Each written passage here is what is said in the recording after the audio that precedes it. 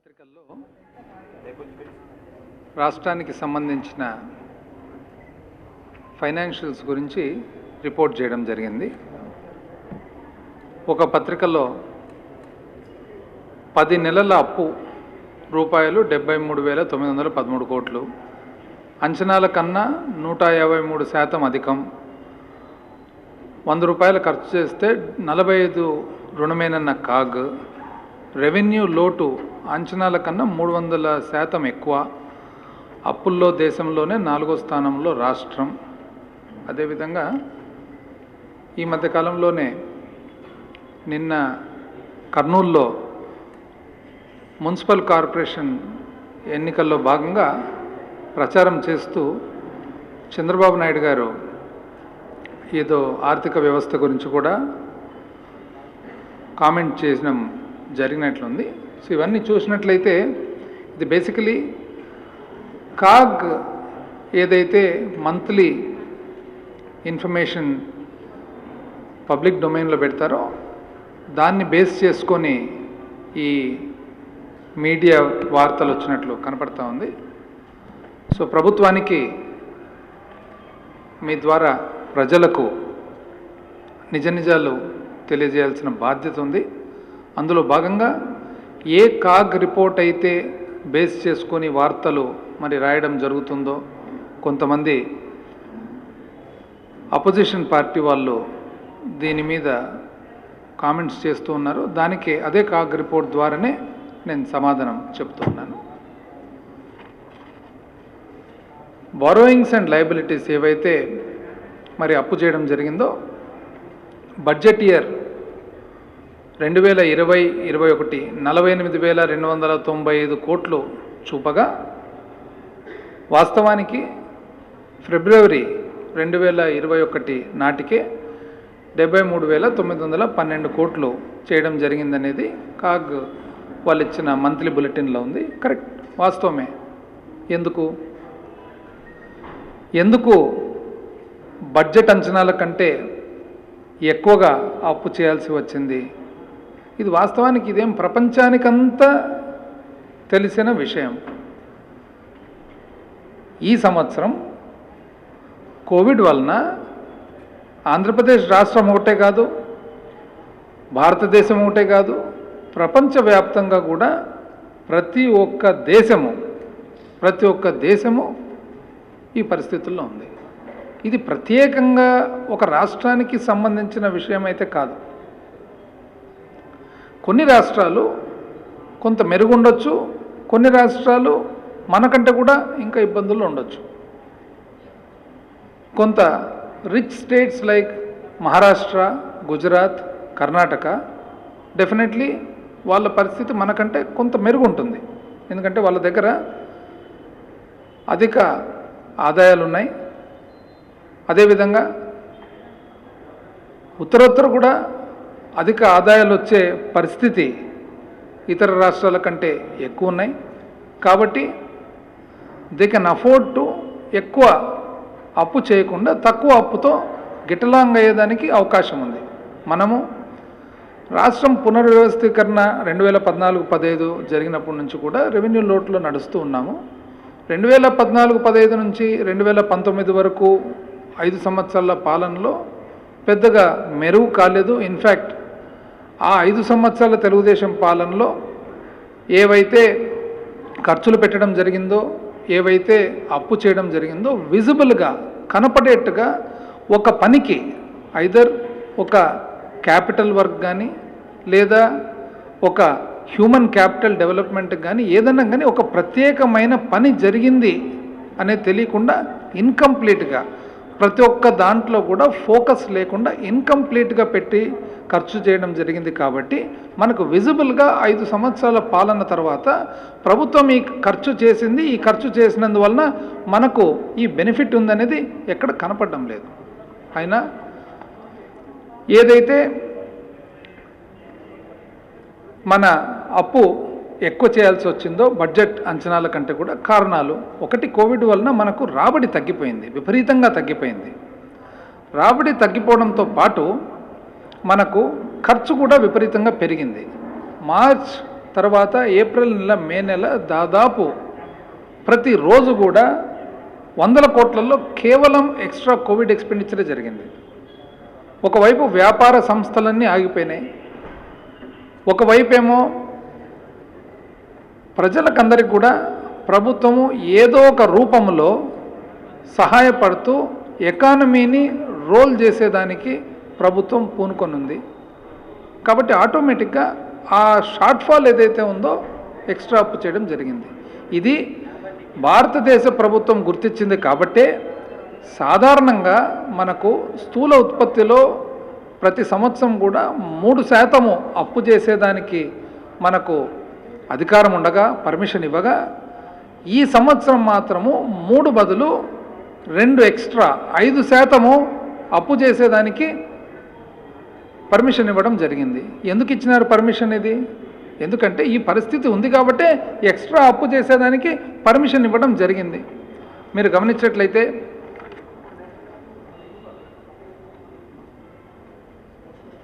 ఆదాయ వనరులు మనకు ఎప్పుడైతే ఆంధ్రప్రదేశ్ ప్రభుత్వము ఒక కీలకమైన నిర్ణయం తీసుకోవడం జరిగింది. మార్చిలో కోవిడ్ వచ్చిన తర్వాత ప్రతి ఒక్కరు కూడా ఖర్చు బాగా తగ్గించుకోవాలి అనే ఆలోచనకు వచ్చినప్పుడు మన ప్రభుత్వం, మన ముఖ్యమంత్రి గారు మాత్రము ఒక చాలా కీలకమైన నిర్ణయం తీసుకోవడం జరిగింది. ఈ సమయమే మనము ప్రజలను ఆదుకోవాలి, ప్రజలకు అవసరమైన సహాయం చేయాలి.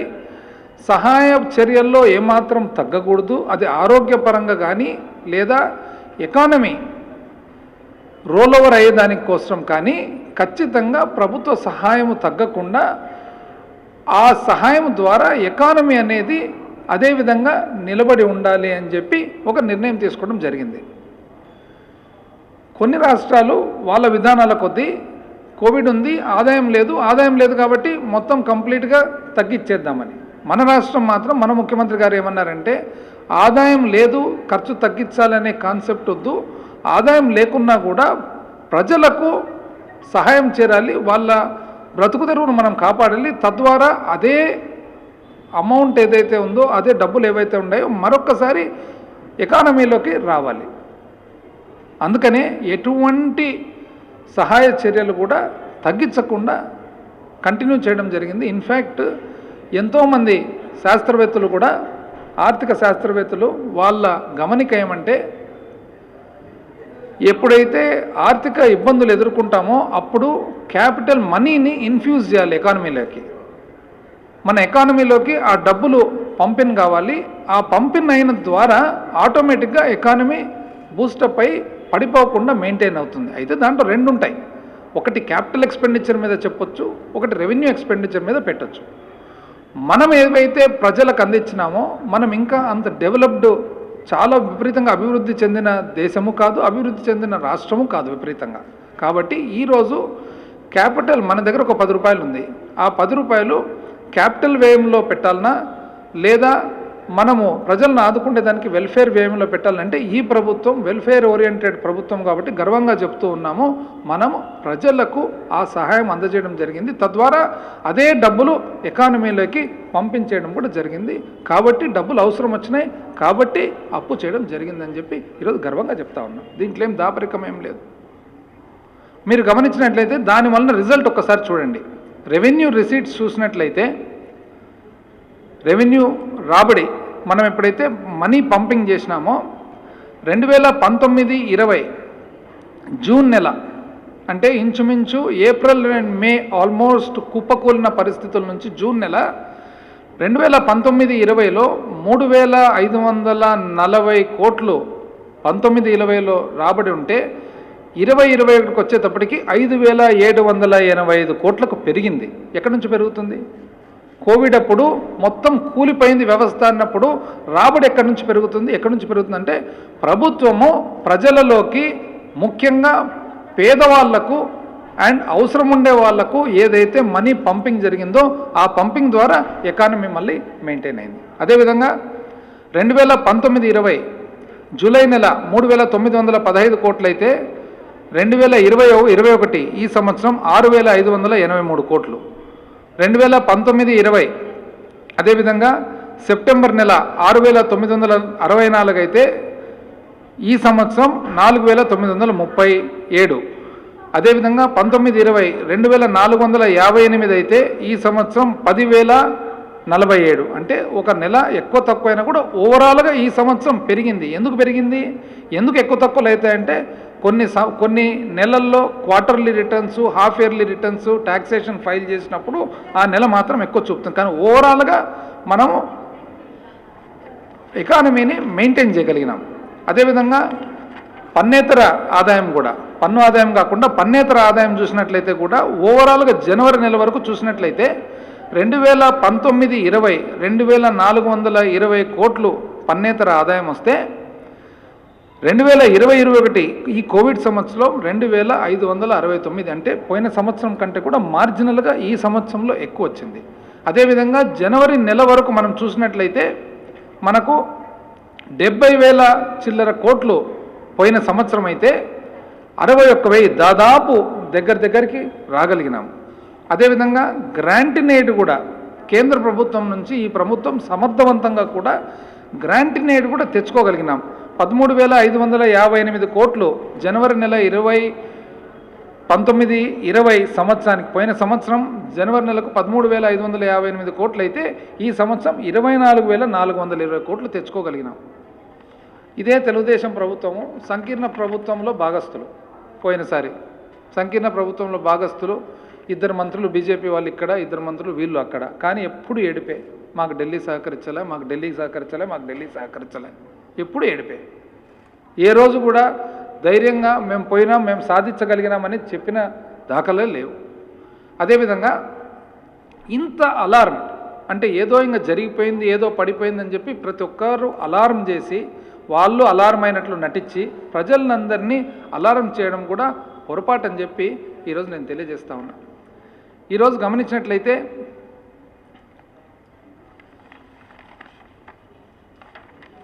ఒక ఎక్స్పెండిచర్ ఏదైతే ఖర్చు పెట్టడం జరిగిందో 19-20 2,700 కోట్లు, 20-21 14,828 కోట్లు.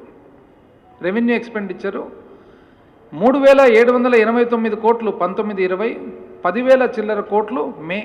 అంటే ఏప్రిల్ అండ్ మేలో ఈ ప్రభుత్వం ఉద్దేశపూర్వకంగా పేదవాన్ని కానీ మధ్యతరగతి వాడిని కానీ కాపాడాలనే ఉద్దేశంతో, ఎకానమీని మెయింటైన్ చేయాలనే ఉద్దేశంతో పంపింగ్ చేయడం జరిగింది. ఏ విధంగా పంపింగ్ చేయడం జరిగింది? ప్రతి ఒక్కటి కూడా DBT, direct benefit to the బెనిఫిషరీకి డైరెక్ట్ ట్రాన్స్ఫర్. ఎక్కడే కానీ మధ్యవర్తి లేకుండా డైరెక్ట్గా ట్రాన్స్ఫర్ చేయడం జరిగింది. ఏ సహాయం కూడా డైరెక్ట్గా బెనిఫిషరీకి సహాయం చేయడం జరిగింది. మనల్ని అంటే వీళ్ళు ఈ అపోజిషన్ వాళ్ళు కూడా ఎట్లున్నారంటే, అంటే మీరు సహాయం చేస్తారా అని చెప్పి బాధ ఉన్నట్లుంది. మాట్లాడడానికి ఏం లేక ఈరోజు అప్పు అప్పు అప్పు అని చెప్పి మాట్లాడుతూ ఉన్నారనమాట. అదేవిధంగా గమనించినట్లయితే వడ్డీ పోయిన సంవత్సరము జనవరికి 13,222 కోట్లు కడితే ఈ సంవత్సరం 15,131 కోటి కట్టడం జరిగింది. అదేవిధంగా శాలరీస్ అండ్ వేజెస్ ఏదైతే జీతాలు భత్యాలు ఉన్నాయో పోయిన సంవత్సరం జనవరికి 29,829 కోట్లు అయితే ఈ సంవత్సరం 33,578 కోట్లు. అంటే మీరు గమనించినట్లయితే ఎక్కడెక్కడ అవసరమో అక్కడ ఇంక్రీజ్ చేయడం జరిగింది. ఎందుకు ఇంక్రీజ్ చేయడం జరిగింది? ఎకానమీని మెయింటైన్ చేసేదానికి ఇంక్రీజ్ చేయడం జరిగింది. అదేవిధంగా పెన్షన్ అకౌంట్ చూసిన ఈ సిఏజీ రిపోర్ట్లన్నీ ప్రతి ఒక్కటి కూడా వెరీ క్లియర్గా ఏం చెప్తా ఉంది, ప్రభుత్వము ఆ క్లిష్టమైన పరిస్థితుల్లో డబ్బులను ఎకానమీలోకి, రాష్ట్రంలోకి పంపింగ్ చేయడం జరిగింది. ఎస్, ఆ తర్వాత పోనీ దానివలన ఏదో చాలా ఇబ్బందులు జరిగిపోతున్నాయని చెప్పేసి వాళ్ళ అపోజిషన్ వాళ్ళు మాట్లాడే, ఎస్ ఇబ్బందులు ఉంటాయి, అప్పు చేసినప్పుడు ఇబ్బందులు ఉంటాయి, ఎట్లా లేకుండా ఉంటాయి. కానీ ఏ పరిస్థితుల్లో చేస్తున్నాం, ఎందుకోసం చేస్తున్నాం, పోనీ వేరే మార్గం ఉందా? ఈ 3 ప్రశ్నలు కూడా సమాధానం చెప్పాల్సిన అవసరం ఉంది. ఈరోజు వేరే రాష్ట్రాలతో పోల్చినట్లయితే Andhra Pradesh outstanding liabilities at the end of 2021 in percentage of GSDP, రాష్ట్ర స్థూల ఉత్పత్తిలో మన అప్పు ఎంత శాతం ఉందని చెప్పి ఆంధ్రప్రదేశ్ 32.7, కరెక్టే. మామూలుగా 28 ఉండాల్సినది 32 వచ్చింది, కరెక్టే. కానీ మిగతా రాష్ట్రాలు కూడా చూడండి, పెద్ద రాష్ట్రాలు, మన సైజు రాష్ట్రాలు. కేరళ ఎంత ఉంది? 30.3. పంజాబ్ ఎంత ఉంది? 38.7. రాజస్థాన్ ఎంత ఉంది? 34.5. ఉత్తరప్రదేశ్ ఎంత ఉంది? 33.1. వెస్ట్ బెంగాల్ ఎంత ఉంది? 34.7. ఒక గుజరాత్, మహారాష్ట్ర, కర్ణాటక అటువంటి రాష్ట్రాలు తప్ప ప్రతి ఒక్కరికి ఉంది, సమస్య ఉంది. సమస్య లేదని ఎవరు చెప్పడం లేదు. సమస్యను గెట్ ఓవర్ అయ్యేది ఎట్లా అనేది. ఈరోజు స్థూల ఉత్పత్తిలో భాగంగా మన ద్రవ్యలోటు చూసినట్లయితే యాజ్ అ పర్సంటేజ్ ఒక ఫస్ట్ క్వార్టర్లో, అంటే March, April, May, June first quarter 2021 first quarter -12.96. అంటే మామూలుగా మనకు 3% పరిమితి ఏదైతే ఉంటుందో అది ఎంతకు పోయింది? 12.9. అది మనకే కాదు, ఎంటైర్ దేశానికి ఇట్లే జరిగింది. రెండవ క్వార్టర్కి వచ్చేటప్పటికి -9, మూడో క్వార్టర్కి వచ్చేసి -5.5, నాలుగో క్వార్టర్కి వచ్చేటప్పటికి ఇంచుమించు -3.15, యావరేజ్ -7.6. ఈరోజు వీళ్ళు వచ్చి అపోజిషన్ పార్టీ వాళ్ళు ఎక్కువైంది అంటే అవుతుంది, ఎటగాకుండా ఉంటుంది. మొదట క్వార్టర్లోనే 12% మైనస్లోకి వెళ్ళి 13%, 12.96 అంటే 13%. 13% ఏ విధంగా పోయినాము? అసలు రాబడి లేదు, రాబడి నిల్లు, ట్యాక్సులు నిల్లు, అన్ని నిల్లు, అన్ని బంద్, లాక్డౌను. 12.96, సెకండ్ క్వార్టర్ 9.9, మూడో క్వార్టర్ 5.5, నాలుగో క్వార్టర్ 3, యావరేజ్ వచ్చేటప్పటికి 7.66. అదేవిధంగా రెవెన్యూ డెఫిసిట్ ఏదైతే 1.8 ఉంటుంది అని చెప్పి బడ్జెట్ అంచనాల్లో మనం పెట్టడం జరిగిందో, మొదటి క్వార్టర్లో ఎంత ఉంది? 10.5, రెండవ క్వార్టర్ -7.7, మూడవ క్వార్టర్ -1.8, నాలుగో క్వార్టర్ -2.4, యావరేజ్ తీసుకునేటప్పటికి -5. ఎస్, ఈ సంవత్సరం ఓవరాల్గా మనం గమనించాల్సింది క్వార్టర్ టు క్వార్టర్ మనం బాగా అవుతున్నామా, బాగా కాకుండా ఉన్నామా? చూడండి, 10.5 నుంచి రెండవ క్వార్టర్కి వచ్చేటప్పటికి 7.7కు తగ్గించగలిగినాం. దాని తర్వాత 1.8కి తెచ్చినాం, దాని తర్వాత 2.4కి వచ్చింది, దాని తర్వాత యావరేజ్ 5కి వచ్చింది. అంటే దీనివల్ల అర్థం ఏమి? రాష్ట్రము స్లోగా స్టడీగా మనం బయటపడుతున్నాం. ఇది బయటపడుతున్నామా లేదా అనేది కనిపెట్టడానికి దీనికి ఏ విధంగా మనము కొరాబరేట్ చేసుకుంటాము, ఏ విధంగా ఈ థియరీ కరెక్టా కాదా అని చూసుకుంటాము. మన ట్యాక్స్ కలెక్షన్ చూస్తే మనకు తెలిసిపోతుంది. జిఎస్టీ కలెక్షన్ చూసినట్లయితే జూన్ టు డిసెంబర్, జూన్ నుంచి డిసెంబర్ 2021కి మనం చూసినట్లయితే ఆంధ్రప్రదేశ్ రాష్ట్రము పెరుగుదలలో చూసినట్లయితే మొత్తము దేశంలోనే రెండో స్థానంలో ఉంది. 2019 సంవత్సరంలో ఇదే period June to December almost recovery period from Covid, critical period ఎంత వచ్చిందండి? 14,940 పోయిన సంవత్సరం అయితే ఈ సంవత్సరం 16,169, 8% గ్రోత్తో ఆంధ్రప్రదేశ్ రాష్ట్రము it stood second in the country. అంటే మన థియరీ ఏదైతే ఉందో మనం పంపింగ్ చేస్తున్నాము, ఏదో ఒక రూపంలో పబ్లిక్కు ఉపయోగపడేటట్లు పంపింగ్ చేస్తున్నాం, వాళ్ళను బ్రతికించుకునేదానికి పంపింగ్ చేస్తున్నాం. ఆ పంపింగ్ చేసిన మనీ ఏదైతే ఉందో అది మళ్ళీ పన్ను రూపంలో మనకు కనపడుతూ ఉంది. నెలవారీగా చూసినట్లయితే ఏప్రిల్ చూడండి, భారతదేశం యావరేజ్ -71%. ఏది?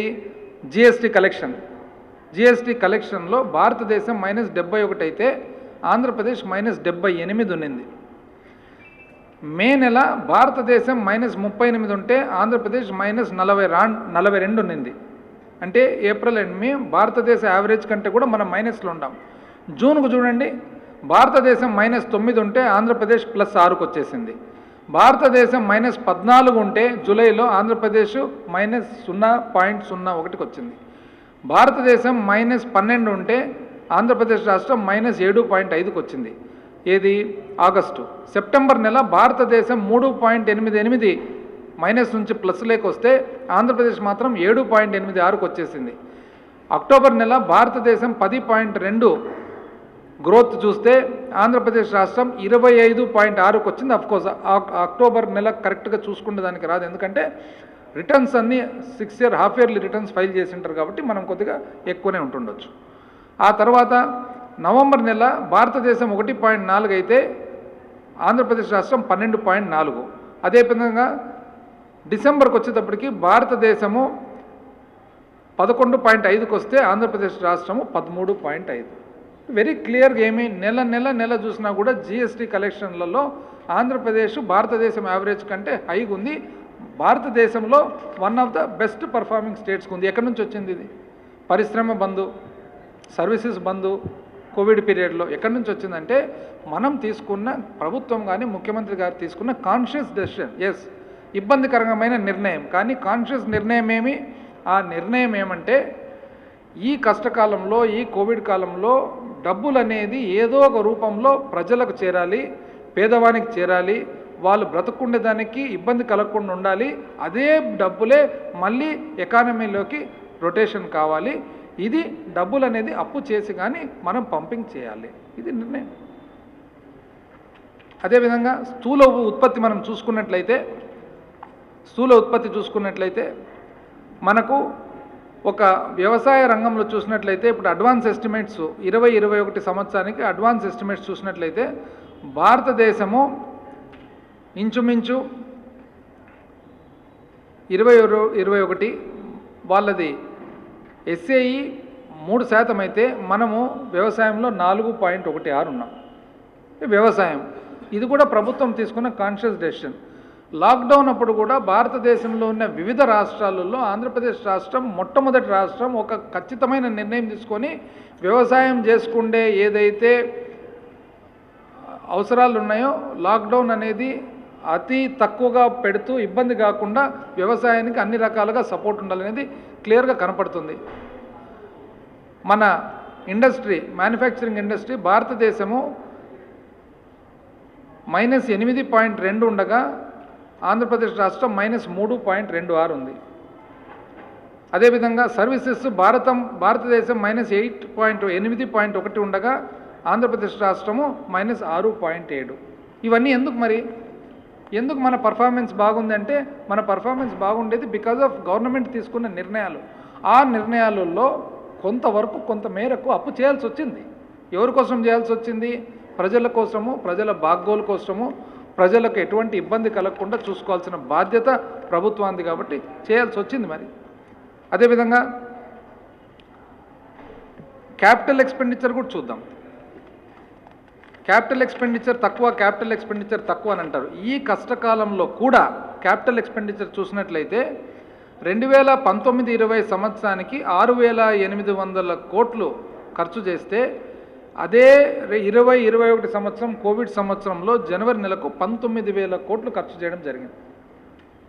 19,000 కోట్లు ఖర్చు చేయడం జరిగింది, ఈవెన్ క్యాపిటల్ ఎక్స్పెండిచర్ కూడా. సో క్యాపిటల్ ఎక్స్పెండిచర్ ఎక్కువ చేయాలా, రెవెన్యూ ఎక్స్పెండిచర్ ఎక్కువ చేయాలా? రెవెన్యూ ఎక్స్పెండిచర్ ఎందుకు ఎక్కువ చేయాలా? ప్యూర్లీ బికాజ్ పేదవాన్ని కాపాడుకోవాలా, మధ్యతరగతి వాళ్ళను మనము సపోర్ట్ చేయాలా అనే ఉద్దేశంతో చేసినప్పుడు ఆటోమేటిక్గా కొద్దిగా అప్పు ఎక్కువైంది. దానికి అదేదో విపరీతమైన ఏదో పొరపాటు చేసినారు, తప్పు చేసినారు. దీంట్లో చూడండి అసలు ఏ విధంగా మనము సపోర్ట్ చేయడం జరిగింది. అందాజుగా మనం చూసినట్లయితే ఎన్నో వెల్ఫేర్ ప్రోగ్రామ్స్లో ముఖ్యమైన వెల్ఫేర్ ప్రోగ్రామ్స్ ఇప్పుడు మన అమ్మఒడిలో దాదాపు 44,48,000 అంటే ఇంచుమించు 45 లక్షల మంది బెనిఫిషరీస్ గాను 6,500 కోట్లు. 45 లక్షల మంది బెనిఫిషరీస్కు 6,500 కోట్లు ఖర్చు చేయడం జరిగింది. అది ఆ కుటుంబాలకు, ఆ పిల్లలకు మంచి జరుగుతుందనే ఉద్దేశంతో ఖర్చు చేయడం జరిగింది. జగనన్న వసతి దీవెన 15,50,000 మంది అందాజుగా 2,400 కోట్లు చిన్నపిల్లలకు, పేదవాళ్లకు. జగనన్న విద్యా దీవెన 18,80,000 మంది దాదాపు 3,000 కోట్లు. అదేవిధంగా వడ్డీ లేని రుణాలు వ్యవసాయదారులకు 66 లక్షల మందికి గాను వ్యవసాయదారుల బెనిఫిషరీస్కు 300 కోట్లు. ఎప్పుడూ లేని విధంగా అసలు ఇన్సూరెన్సు, ఇంతకుముందు ఇన్సూరెన్స్ అనే కాన్సెప్టే లేదు. ఇన్సూరెన్స్ అనే కాన్సెప్ట్ ఎందుకు లేదు? రైతు అంత సులభంగా మన దేశంలో కానీ మన రాష్ట్రంలో కానీ ఇన్సూర్ చేసుకుందామనే ఆలోచన ఉండదు. ఆ ఇన్సూరెన్స్ అనే కాన్సెప్ట్ అలవాటు చేయాలనే ఉద్దేశంతో బెనిఫిషరీ కట్టాల్సిన రైతు కట్టాల్సిన షేర్ కూడా ప్రభుత్వమే కడుతుంది. ఎందుకు? ఒక 5 ఏళ్లకో 10 ఏళ్లకో ఇన్సూరెన్స్ అనేది అలవాటు అయిన తర్వాత ఆ మేరకు వాళ్ళే ఏదో ఒక రోజు ఇన్సూరెన్స్ కట్టుకుంటారు, ఫస్ట్ అలవాటు చేయాలనే ఉద్దేశంతో. మరి అదేవిధంగా రైతు భరోసా 54 లక్షల మంది రైతులకు గాను 3,950 కోట్లు, అంటే ఇంచుమించు 4,000 కోట్లు. అన్నిటికంటే ముఖ్యమైన 2 గవర్నమెంట్ ప్రోగ్రామ్స్, ప్రభుత్వ ప్రోగ్రాంలు వైఎస్ఆర్ చేయూతలో అక్క చెల్లెమ్మలకు, మహిళలకు 24,55,000 మంది గాను 4,500 కోట్లు ఖర్చు చేయడం జరిగింది. అదేవిధంగా వైఎస్ఆర్ ఆసరా 87 లక్షల మందికి, ఇంచుమించు 88 లక్షల మందికి గాను 6,500 కోట్లు. మళ్ళీ ఇటువంటి ప్రోగ్రామ్స్ అన్నీ కూడా, ఈ 1000 కోట్లన్నీ కూడా ఎవరికి ఉపయోగపడినాయి? రైతులకు ఉపయోగపడినాయి, పిల్లలకు ఉపయోగపడినాయి, చిన్న పేదవాళ్ళకు ఉపయోగపడినాయి, మధ్యతరగతి వాళ్ళకు ఉపయోగపడినాయి, మహిళలకు ఉపయోగపడినాయి. ఇదంతా కూడా ఫైనల్గా ఎక్కడికి వచ్చింది? ఇదంతా కూడా మళ్ళా ఎకానమీలోకి వచ్చిందని చెప్పి ఈరోజు తెలియజేస్తూ ఉన్నాం. మరి ఈరోజు చంద్రబాబు నాయుడు గారు నిన్న కర్నూలుకు పోయి, కర్నూలులో మున్సిపల్ కార్పొరేషన్ ఎన్నికల్లో క్యాంపెయినింగ్లో భాగంగా ఏవేవో మాట్లాడినారు. అసలు నాకు ఆశ్చర్యం ఏమంటే, ఎవరి కోసం క్యాంపెయిన్ చేస్తున్నాడు అని. అక్కడ ఎవరు? ఆయన ఫోటోలో ఆయన పక్కన ఉండేది మన ఆనరబుల్ రాజ్యసభ సభ్యులు టీజీ వెంకటేష్ గారి కొడుకు. టీజీ వెంకటేష్ గారు ఎక్కడున్నారు? బీజేపీలో ఉన్నారు. టీజీ వెంకటేష్ గారి కొడుకుతో పాటు చంద్రబాబు నాయుడు గారు క్యాంపెయినింగ్ చేస్తున్నారు. అంటే ఎవరి తరఫున క్యాంపెయిన్ చేస్తున్నారు? ఎవరు మీ పార్టీలో ఉన్నారు? మీ పార్టీలో అసలు ఎవరు ఉన్నారా లేరా అని మీకు లెక్క అంచనా ఉందా లేదా? అంటే ఆ స్థాయికి దిగజారిపోయినాడు అనమాట. బీజేపీ సభ్యులు టీజీ వెంకటేష్ గారు, రాజ్యసభ మెంబరు, ఆయన కొడుకుతో పాటు ఈయన క్యాంపెయినింగు. అంటే అర్థమేమి? ఆల్మోస్ట్ ఇంకా టీడీపీలో ఎవరు లేక ఇంకా ఈ స్థాయికి పోనీ ఏదో ఆయన ఇష్టం ఆయన చేసుకున్నాడు. ఇప్పుడు ఎందుకు ఆయనకు బాధ అంటే, ఒకటి, ఇప్పుడు ఏం చెప్పగలుగుతాడు పోయి పబ్లిక్లోకి పోయి ఇంతమంది, ఇన్ని లక్షల మంది పేదవాళ్లకు, మధ్యతరగతి వాళ్లకు, వీళ్ళందరికీ కూడా ఇన్ని రకాలుగా ప్రభుత్వం ఉపయోగపడుతుందే, ఇది తప్పు అని చెప్పగలుగుతాడా? చెప్పలేడు. పోనీ ఎక్కడైనా కానీ కరప్షన్ ఉంది అని చెప్పగలుగుతాడా? చెప్పలేడు. ఇవన్నీ కూడా డీబీటీ, టోటల్గా డైరెక్ట్ బెనిఫిషరీకి ట్రాన్స్ఫరు, డైరెక్ట్ అకౌంటు, మధ్య మనిషే లేడు. ఏది లేదు కాబట్టి అప్పు ఎక్కువ. ఎస్, పేదవాని కోసము, మధ్యతరగతి వాళ్ళ కోసము అప్పు చేయాల్సి వచ్చింది. మరి ఆ తర్వాత కనీసము ఇన్ని లక్షల మందికి ఇచ్చిన మాట ప్రకారం, మేనిఫెస్టో ప్రకారము నవరత్నాలు ఏవైతే అనౌన్స్ చేయడం జరిగిందో ఎన్నికల ముందర, అవన్నీ కూడా సంపూర్ణంగా అమలుపరచడం జరిగింది. వాళ్ళ పరిస్థితి, చంద్రబాబు నాయుడు గారు ఏమని చెప్పినారండి? ఫస్ట్ సంపూర్ణ రుణమాఫీ అనే దాంట్లో 82,000 కోట్లకు వస్తుంది. దాన్ని చాలా శాస్త్రీయంగా రకరకాలుగా పెట్టి అన్ని రకాల ఇబ్బందులు పడి 24కు తగ్గించేసినాడు. తగ్గించిన తర్వాత పూర్తి ఎంత కంప్లీట్ చేసినది? 5 సంవత్సరాల తర్వాత 17 కూడా కంప్లీట్ చేయలేదు నాకు తెలిసి. లాస్ట్ కూడా ఇంకా మిగిలినిచ్చే, 2019 సంవత్సరానికి కూడా ఇంకా మిగిలిచ్చే, ఇంకా మిగులుబాటు ఉంది. ఓటర్ అకౌంట్ బడ్జెట్ ప్రజెంట్ చేసినాడు ఎన్నికల ముందర, దాంట్లో అసలు రుణమాఫీ అసలు దాంట్లో మెన్షన్ కూడా లేదు, చెప్పను చెప్పలేదు. అసలు ఆశ్చర్యకరమైన పద్ధతిలో వాళ్ళు క్యాంపెయిన్ చేస్తున్నారు. చంద్రబాబు నాయుడు గారు కానీ ఆయన కుమారుడు కానీ మాట్లాడితే ఇదేదో కొత్తగా నేర్చుకున్నారు. పీకుతారు. ఏందండి భాష? తండ్రి పీకుతారనడమే, కొడుకు పీకుతారనడమే, ఏందా భాష? ఎవరు ఏం చేస్తారనేది పబ్లిక్ చూస్తున్నారు కదా. ఎవరేం చేస్తున్నారంటే పబ్లిక్ చూస్తున్నారు కాబట్టి ఈరోజు ఎన్నికల్లో రిజల్ట్స్ వస్తున్నాయి. లోకల్ బాడీ ఎన్నికలు ఎప్పుడు జరుగుతున్నాయి? ప్రభుత్వం ఏర్పాటు చేసిన తర్వాత ఇంచుమించు 2 సంవత్సరాలకు జరుగుతున్నాయి. ప్రతి ప్రభుత్వము నెలకో 2 నెలలకో కంప్లీట్ చేస్తారు. 2 సంవత్సరాల తర్వాత జరిగినా కూడా ప్రజలకు ప్రభుత్వం మీద ఎటువంటి అభిప్రాయం ఉంది అనేది, ఎంత అభిమానం ఉందనేది ఎలక్షన్ రిజల్ట్స్లో తెలిసిపోతూ ఉంది. తర్వాత ఇంకో మాట కూడా అన్నారు. ఏమని? కర్నూలులో క్యాంపెయిన్ చేస్తూ నా గురించి నేనేదో కథలు చెప్తానంట, రెండోది నేనేదో మైనింగ్లో అక్రమంగా సంపాదించినానంట. ఏమండి మాట్లాడుతున్నారు? ఇప్పుడు ఏదన్నా కానీ ఒక సామాన్య మానవునికి కాంప్లికేటెడ్ ఇష్యూ చెప్పాలని అన్నప్పుడు మనం ఏదో ఒక రూపంలో చెప్తాం, అర్థమయ్యే రూపంలో సులభంగా అర్థమయ్యేదానికి చెప్తాం. ఆ మాత్రానికి మీకు అంత చులకన్నా అండి? అంత చులకనగా మాట్లాడతారా మీరు? పోనీ మీ మాదిరి మాట్లాడాలనా వచ్చిరాని ఇంగ్లీష్లో? అటు చెప్పండి, నా మాదిరి వచ్చిరాని ఇంగ్లీష్లో మాట్లాడండి అంటే చెప్తాను. నేను మైనింగ్లో అక్రమంగా సంపాదించినానంట. అయ్యా చంద్రబాబు నాయుడు గారు, ఈరోజు ఈ వేదిక ద్వారా మీకు తెలియజేస్తా ఉన్నాను, మైనింగ్ వ్యాపారంలో మొట్టమొదటిసారిగా 1918 మా ముత్తాత ఫస్ట్ మైనింగ్ చేసినాడండి. 1918 అంటే ఇప్పటికి 100 సంవత్సరాలు దాటింది. 100 సంవత్సరాలు 4 తరాలు మైనింగ్ చేసిన తర్వాత కూడా ఈరోజు కూడా నేను ఒక పాత ఇన్నోవా కారులో తిరుగుతున్నాను. చంద్రబాబు నాయుడు గారు, మీరు 2 ఎకరాలతో స్టార్ట్ అయినారు. మీ తండ్రి ఖర్జూర్ నాయుడు గారు 2 ఎకరాల రైతు. మీరు మాత్రం ఈరోజు బంగ్లాలు కట్టుకుంటారు, పెద్ద పెద్ద కంపెనీలు పెడతారు, అన్నీ పెడతారు. ఎవరిది నీతి అండి? నాకు అర్థం కాలే. మీరు ఒకసారి చూసుకోవాలా. ఒకసారి రండి, మా ఊరికి రండి, మా ఇల్లు చూడండి, 100 సంవత్సరాల కింద కట్టిన మా ఇల్లు చూడండి. మీ నరవారపల్లెకి పోతాం, మీ ఇల్లు కూడా చూద్దాము. ఈ రోజుకి నేను ఇంకా అపార్ట్మెంట్లో ఉంటున్నాను, నా సొంత ఇంట్లో ఒక అపార్ట్మెంట్. మీరు 100 కోట్లు పెట్టి ఇల్లు కట్టిన మాట వాస్తవమా కాదా? హైదరాబాద్లో చెప్పండి. మీరు మాట్లాడతారండి నీతి గురించి అంటే ఎవరంటే వాళ్ళు పక్కన ఏదైనా స్లిప్ అందిస్తే మాట్లాడడమే. ఏ పార్టీ వాళ్ళు ఉన్నారు మీ పక్కన దాంట్లో వ్యాన్లో కూడా తెలియకుండా. మూడోది ఏం చేసినారు అంట. ఏం చేసినారండి? మీరేం చేసినారు కర్నూలుకు? ఈ ప్రభుత్వము ముఖ్యమంత్రి గారు ఏం చేసినారు నేను చెప్తున్నాను. కర్నూలుకు అంత డేరింగ్ డెసిషన్ తీసుకొని subject to the permission of the court, high court కర్నూలులో పెడతామని చెప్పి అనౌన్స్ చేసినారా లేదండి? అంతకంటే డేరింగ్ డెసిషన్ ఎవరైనా తీసుకోగలుగుతారా? ఇది 1937లో జరిగిన శ్రీబాగ్ ఒప్పందం ప్రకారము ఈ ప్రాంతానికి న్యాయం జరగాల్సిన అవసరం ఉందని చెప్పి హైకోర్టు కర్నూలులో పెట్టాలని చెప్పి ప్రభుత్వం నిర్ణయం తీసుకుంది. Subject to the permission of the court, complaints with the court. అవునా కాదా? మీరు అడుగుతారండి కర్నూలుకి ఏం చేసినారని చెప్పేసి.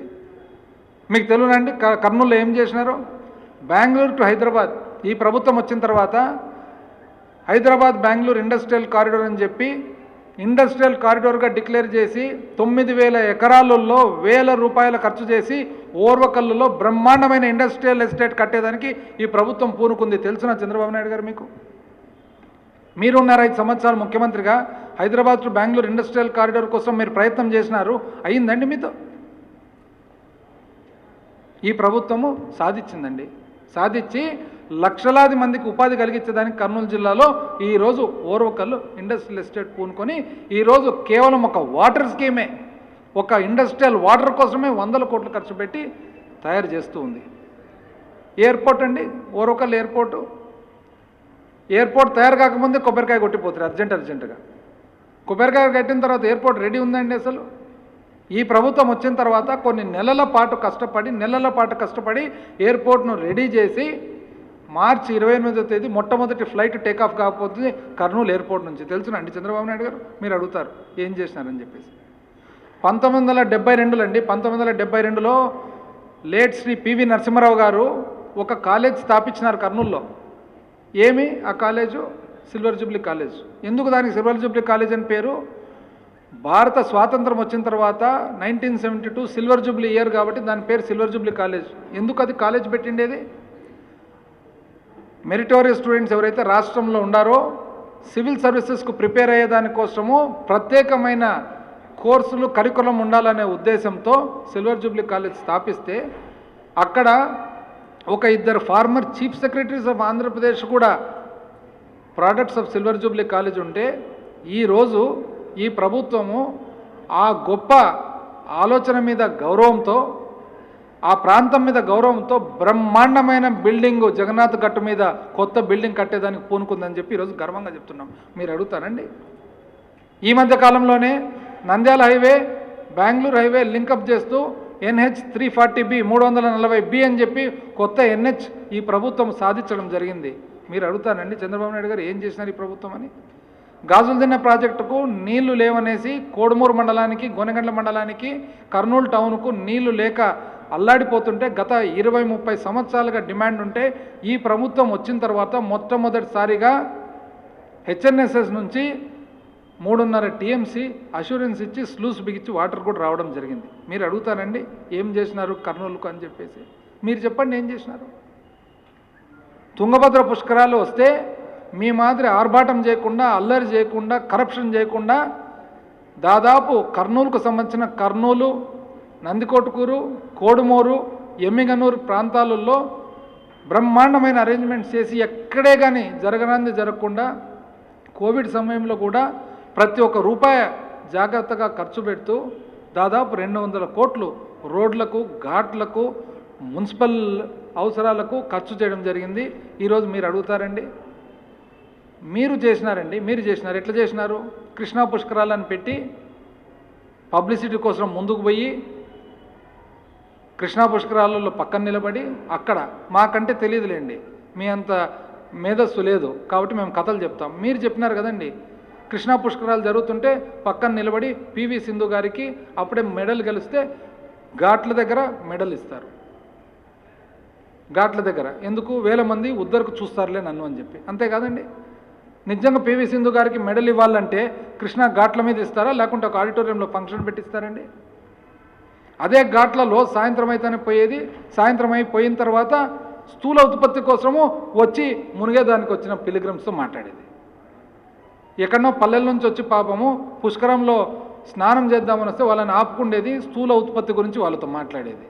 ఇది మీ మేధస్సు. లాస్ట్కు చివరకు మొదటిసారి ముఖ్యమంత్రిగా ఉన్నప్పుడు ఊరికనే అంటే పక్కన ఎవరన్నా స్లిప్ ఇస్తే మాట్లాడడమే అవినీతి అంట. ఎవరిదండి అవినీతి? చెప్పమని రమ్మనండి, ఎవరన్నా నీతి గురించి మాట్లాడదాం, వచ్చి నాతో పెట్టమని డిస్కషన్ నీతి గురించి అవినీతి గురించి. ఎవడు స్లిప్ ఇస్తే మాట్లాడడమే ఊరికే. ఇంతకుముందు ముఖ్యమంత్రిగా ఉన్నప్పుడు ఉబలాటం ఏది కూడా కంట్రోల్లే. ఇంతకుముందు రామారు పిల్లయ్య అని ఒక ఆయన పెట్రోల్ కనుక్కున్నా అన్నాడు, అందరు నవ్వుకుంటున్నారు. ఈ మహానుభావుడిపై రాష్ట్ర డబ్బులు 10 లక్షల డబ్బులు కూడా ఇచ్చినట్టున్నాడు. ఎందుకో మళ్ళా మిస్ అవుతానేమో ఈ పబ్లిసిటీ అని చెప్పి. ఇటువంటి ఆలోచన, ఇటువంటి మేధస్సు పెట్టుకొని ఈయన అందరి గురించి మాట్లాడడము, కామెంట్ చేయడము, ఏది ఇస్తే స్లిప్ ఇస్తే అది మాట్లాడడం. ఏం చేసినారు కర్నూలు జిల్లాకు? కథలు చెప్తారు. మైనింగ్లో 100 సంవత్సరాల నుంచి మైనింగ్ చేసి ఈరోజు కూడా పాత ఇనోవా కార్లో తిరుగుతూ అపార్ట్మెంట్లో ఉండానండి. నాతోన మీరు కంపారిజన్ పెట్టుకుంటే చంద్రబాబు నాయుడు గారు పోయి దయచేసి ఇవన్నీ వద్దండి. ఏదన్నా కానీ ఏదన్నా ఉంటే ఒక సలహా సూచన ఇవ్వండి, ఆ సూచన ప్రకారము ఆ సలహాల ప్రకారం మాట్లాడతాం. కానీ ఏదో ఉంది కదా క్యాంపెయినింగ్ అని చెప్పి వేరే పార్టీ వాళ్ళని పక్కన పెట్టుకొని వాళ్ళు కూడా నా పార్టీ అని చెప్పి మీరు చూపించుకుంటూ ఎక్కడెక్కడ క్యాంపెయినింగ్ చేసి దయచేసి మీ మర్యాద తగ్గించుకొని మా అందరికి కూడా మర్యాద తగ్గించే పని చేయొద్దండి.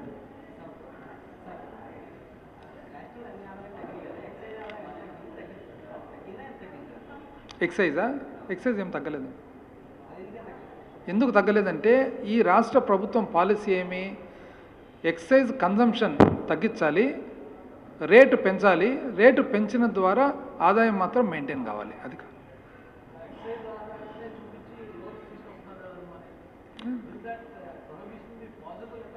నో బేసికలీ ఇప్పుడు మనము ఒక కార్యం చేయాలి. ఈరోజు as on today sales tax ఒక ఆదాయ మార్గము, ఎక్సైజ్ ఒక ఆదాయ మార్గము, స్టాంప్స్ అండ్ రిజిస్ట్రేషన్ ఒక ఆదాయ మార్గము, ట్రాన్స్పోర్ట్ ఒక ఆదాయ మార్గము, మైన్స్ ఒక ఆదాయ మార్గము, ఫారెస్ట్ ఒక ఆదాయ మార్గము. సో దీంట్లో ఎక్సైజ్ అనే ఆదాయ మార్గం మనం ఏ విధంగా చూసినాం? మన పాలసీ ఏమి? ప్రజలల్లో పేదవాడు తాగేది తగ్గాలంటే డిస్కరేజ్ చేయాలి. డిస్కరేజ్ చేయాలంటే మనము రేటు పెంచితే డిస్కరేజ్ అవుతారు. దానివల్ల రేటు పెరిగిన దానివల్ల ప్రభుత్వానికి ఆదాయం గండి పడకుండా ప్రస్తుతానికి ఉంది. సో ఆ ఆదాయాన్ని సంక్షేమ కార్యక్రమాలు చేసేదానికోసము ఎస్క్రో చేసి తద్వారా చేయడం జరిగింది. అది ఎక్సైజ్ చేయొచ్చు, సేల్స్ ట్యాక్స్ చేయొచ్చు, స్టాంప్స్ అండ్ రిజిస్ట్రేషన్ చేయొచ్చు, ఇంకోటి చేయొచ్చు. అయితే ఎవరు ఒక్కరు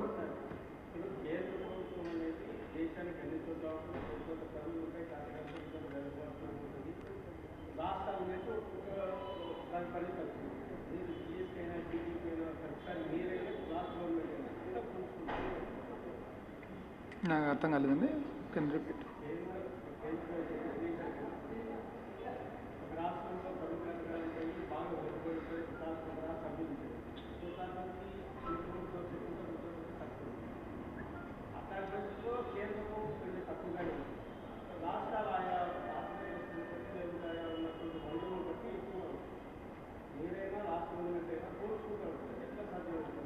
పోల్చడం అంటే ఇప్పుడు యావరేజ్ తీసుకుంటాము. కేంద్రం వచ్చేసి యావరేజ్ ఆఫ్ ఇప్పుడు జిఎస్టీ ఉంటుంది, వాళ్ళకు వచ్చిన జిఎస్టీ యావరేజ్ తీసుకుంటాము. ఆ జిఎస్టీ ఈజ్ అ పోర్షన్. ఇప్పుడు వాళ్ళకు వచ్చే ఆదాయాల్లో జిఎస్టీ ఉంటుంది, దాని తర్వాత వాళ్ళకు కస్టమ్స్ ఉంటుంది, అట్లా రకరకాల మార్గాలు ఉంటాయి. ఆ మార్గాలన్నీ కలుపుతారు, టోటల్ వాళ్ళ ట్యాక్స్ రెవెన్యూ ఉంటుంది, మన ట్యాక్స్ రెవెన్యూ మనకు ఉంటుంది అనమాట. అది పోల్చుకుంటాం.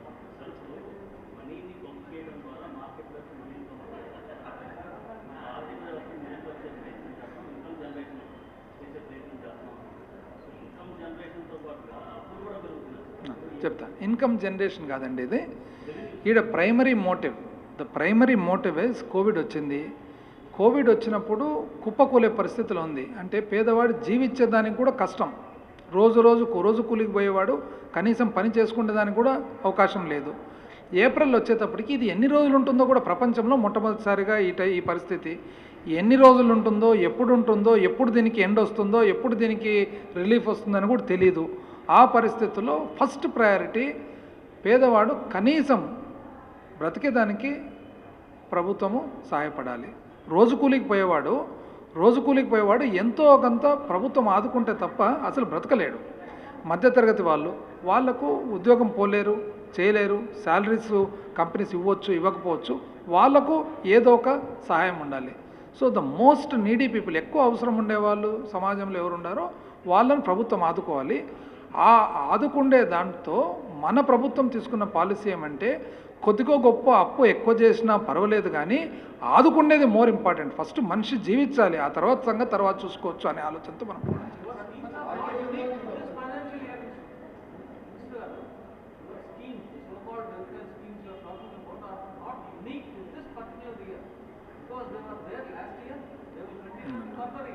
See, I am not saying that, wait, I got your point. See, I am not saying that we introduced these schemes.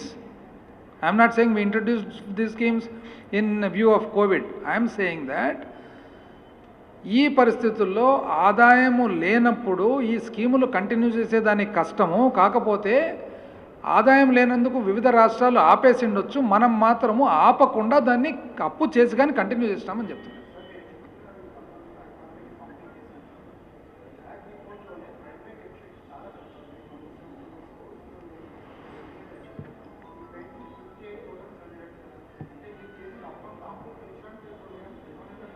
That is not primary deficit.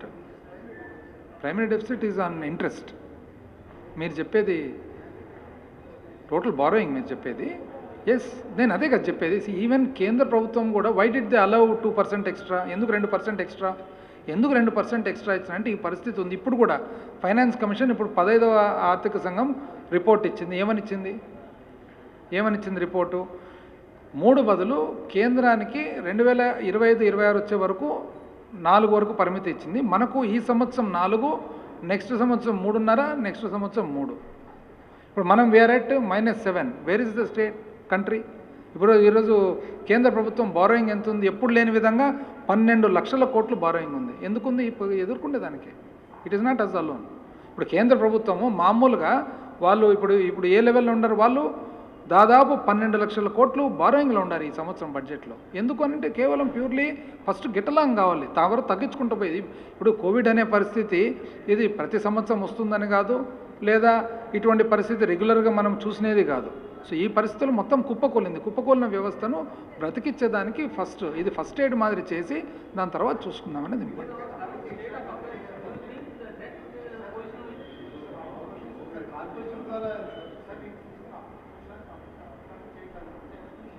Pardon me? No.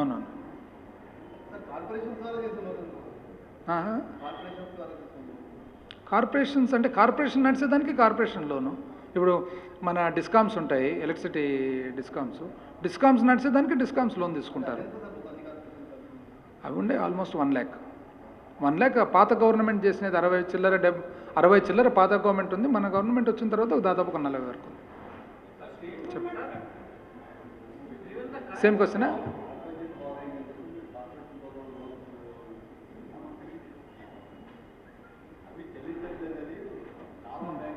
No. Off budget borrowing, extra budgetary borrowing ఏవైతే ఉన్నాయో that is permitted. కానీ దాంట్లో తీసుకునేది వేరే పర్పస్కు వాడకూడదు. That is what is that. ఇప్పుడు పాత government ఏం చేసినారంటే సివిల్ సప్లైస్ పేరు మీద తీసుకొని పసుపు కుంకుమకు మార్చడం అట్లా పెట్టినారు. మనం అట్లా కాకుండా ఏ మేరకు తీసుకున్నామో ఆ మేరకు దానికి వాడుతున్నాం.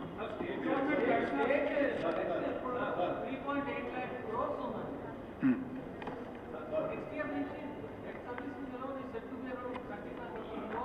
35,000 రాదండి, అరౌండ్ 25 వస్తుంది, around 20. Basically this is not ఈ సిచ్యువేషన్ అనేది ఈ సంవత్సరం మనకే కాదండి, కేంద్రానికి ఇదే పరిస్థితి ఉంది, మిగతా అన్ని రాష్ట్రాలకు ఇదే పరిస్థితి ఉంది. ఇప్పుడు నేను చెప్తా, మామూలుగా ఈ మామూలు ఐడియల్ సిచ్యువేషన్లో కేంద్రము ఈ సంవత్సరం 6 లక్షల కోట్లు బారో చేసేవాళ్ళు. అట్లాంటిది ఎంతకు పోయింది బారోయింగ్ వాళ్ళది? 12 లక్షలకు పోయింది బారోయింగ్. సేమ్ సిచ్యువేషన్, వాళ్ళు కూడా అంత క్రమక్రమంగా తగ్గించుకుంటూ పోవాలి. Okay, thank you. ఏదమ్మా?